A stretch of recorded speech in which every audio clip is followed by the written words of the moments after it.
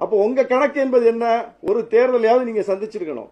நீங்க கட்சி தொடங்கி 2 ஆண்டுகள்ல உங்களுடைய துணிச்சலை நிரூபிப்பதற்கு பல இடைத்தேர்தல்கள் வந்தது, போட்டியிடல. நீங்க நாடாளுமன்ற தேர்தல் வந்து உங்களுடைய கொள்கை எதிரியை களத்தில் சந்திச்சிருக்க முடியும், போட்டியிடல. நீங்க 26 தேர்தலுக்கு கூட இப்ப கடைசியா ஒரு படத்துக்கு 6 மாசம் கால் ஷீட் கொடுத்த மாதிரி இப்ப ஒரு 6 மாசம் கால் ஷீட் கொடுத்திருக்கீங்க. இந்த படம் ஓடுனா கண்ணி பண்ணுவீங்க, இந்த படம் பிளாப் ஆயிடுச்சுன்னா விட்டுட்டு போயிடுவீங்க. அது ஏற்கனவே ஒரு கேரள ஒரு திரைக்கலைஞர், ஒரு நடிகை அவர்கள் வந்து சொல்லியிருக்காங்க. அவர்கிட்ட நான் பேசும்போது அவர் சொன்னாரு அப்படின்னு. அது உண்மையா போயான்னு தெரியல, ஆனா அவங்க சொல்லியிருக்காங்க, அதை நீங்க மறுக்கல. அப்போ இப்படித்தான் இந்த அரசியல் வந்து முன்னிறுத்தப்படுகிறது.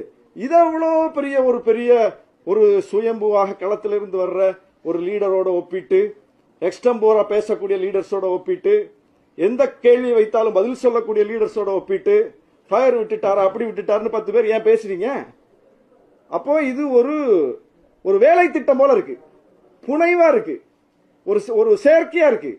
ஒரு கட்சியை தொடங்குவதும் அவரை வந்து ரொம்ப தள்ளி கொண்டு வந்து விடுறது களத்துல.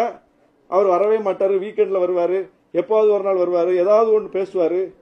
அதுவும் வந்து ரொம்ப ஸ்கிரிப்டடா பேசுவாரு, எதுவும் திடீர்லாம் பேச சொன்னா பேச மாட்டாரு. அப்ப இப்படி வந்து ஒரு வடிவமைக்கப்பட்ட ஒரு தலைமை, ஒரு வடிவமைக்கப்படுகிற ஒரு கட்சி, ஒரு டிசைனா இருக்கு எல்லாம்.